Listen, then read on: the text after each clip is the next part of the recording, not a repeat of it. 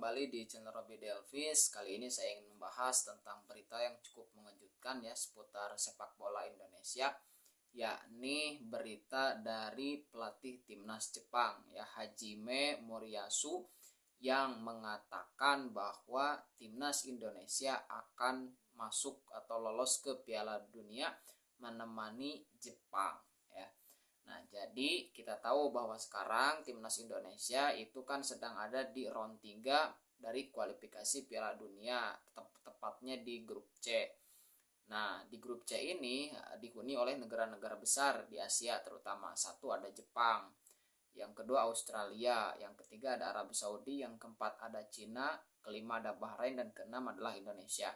Itu kalau kita lihat dari peringkat FIFA. Dan tentu ini sangat mengejutkan ya, karena sekelas pelatih timnas Jepang yang memang diunggulkan sejak awal dan tampil begitu meyakinkan dalam 2 pertandingan bisa memprediksi bahwa timnas Indonesia akan lolos. Nah, kita ingin melakukan beberapa perspektif ya supaya bisa melihat segala sesuatunya.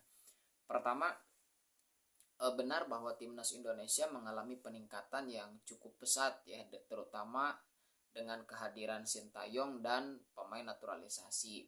Kita lihat peringkat FIFA-nya terus naik, bahkan sekarang di posisi 129.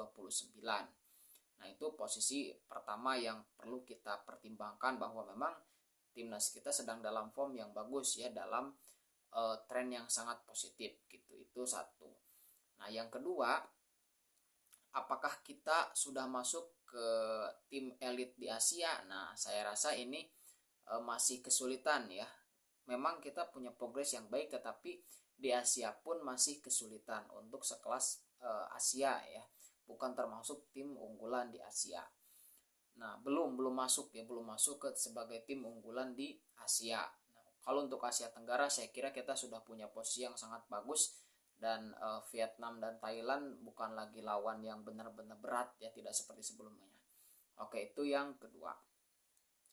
Yang ketiga adalah Sintayong ya, sebagai pelatih timnas Indonesia yang juga tahu kondisi para pemain, kondisi staf ya secara umum, itu ternyata hanya menargetkan finish di posisi ketiga ataupun keempat ya di grup C ini. Nah, jadi sekelas Sintayong saja yang melatih dan tahu situasi yang sebenarnya di lapangan ternyata hanya menargetkan posisi ketiga dan keempat. Oke, itu. Nah, jadi dari 3 posisi ini saja saya kira Sintayong sendiri pasti agak terkejut dengan berita atau dengan pernyataan daripada pelatih timnas Jepang Hajime Moriyasu ini. Oke, itu satu. Nah, berikutnya adalah kita lihat di pertandingan awal bahwa timnas Indonesia memang cukup mengejutkan ketika pertama bisa menahan imbang Arab Saudi dengan skor 1-1, bahkan bisa mencetak gol lebih dulu. Itu adalah satu situasi yang bagus. Yang kedua adalah juga bisa menahan imbang Australia ya, padahal juga Australia adalah tim yang sangat diunggulkan untuk lolos langsung ke Piala Dunia ya, dengan skor 0-0.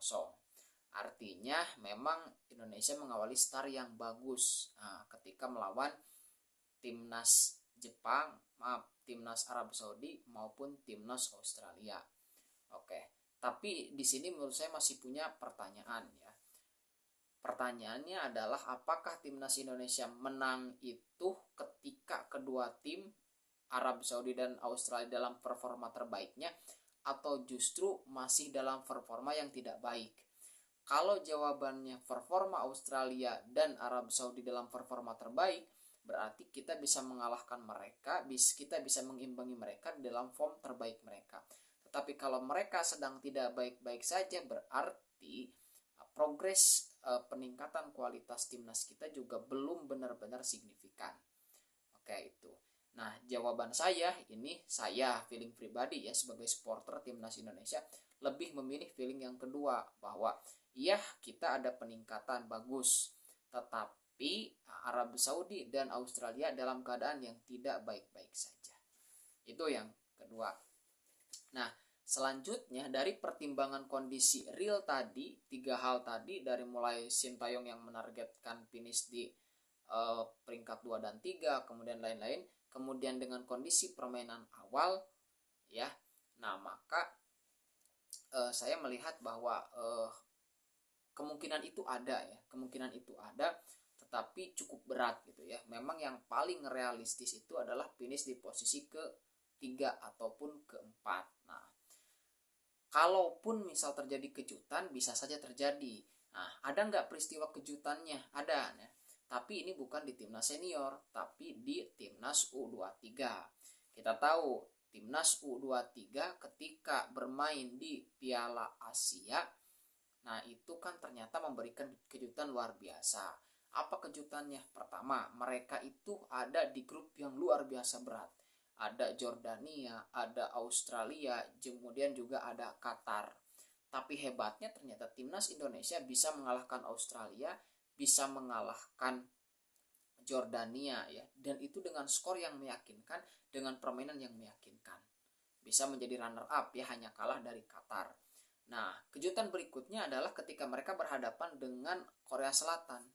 Nah, Korea Selatan pada saat itu posisinya adalah satu-satunya tim yang belum pernah dibobol. Bahkan oleh kelas Jepang sendiri tidak pernah dibobol. Tetapi pada saat itu di babak pertama saja dijebol oleh Indonesia dengan skor 2-0. 2-1 ya, maaf. Nah, itu juga sama-sama kejutan. Bahkan akhirnya kan Korea Selatan bisa disingkirkan. Nah, tetapi pada pom-pom berikutnya Indonesia ternyata tidak mampu konsisten ya, mengalami kelelahan sehingga akhirnya tidak bisa bersaing dan tidak bisa lolos ke Olimpiade Paris. Tapi Indonesia, timnas Indonesia U23 pada saat itu bisa menjadi runner up di Piala Asia, itu adalah satu kejutan yang menurut saya luar biasa. Nah, artinya apa yang dikatakan oleh Hajime Moriyasu itu dengan kenyataan-kenyataan yang saya tadi sebarkan atau saya tadi katakan, nah, kita boleh saja optimis mengaminkan apa yang dikatakan oleh pelatih timnas Jepang. Tetapi ini tidak boleh membuat kita lebay, tidak boleh membuat kita menjadi terlena ya.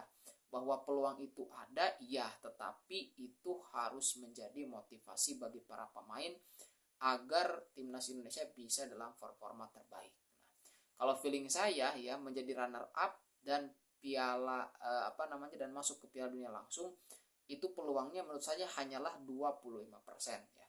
Tapi kalau misalnya masuk ke round 3 ke peringkat 3 atau keempat, nah itu peluangnya adalah 75%. Mungkin bisa ya, sangat bisa. Jadi apa yang dikatakan Sintayong saya setuju 75%. Nah, apa yang dikatakan oleh Hajime Moriyasu itu peluangnya hanyalah sekitar 25%. Oke, itu yang bisa saya analisa, saya bisa berikan kepada teman-teman. Mana yang benar ya kita lihat nanti realistis nanti, tapi tentunya gitu ya. Saya berpendapat seperti itu berdasarkan realita-realita yang dilihat gitu ya. Nah, tentu saya berharap Indonesia bisa menjadi runner up dan kemudian langsung lolos ke Piala Dunia. Oke. Bagaimana komentar teman-teman? Sok silahkan di kolom komentar ya. Terima kasih.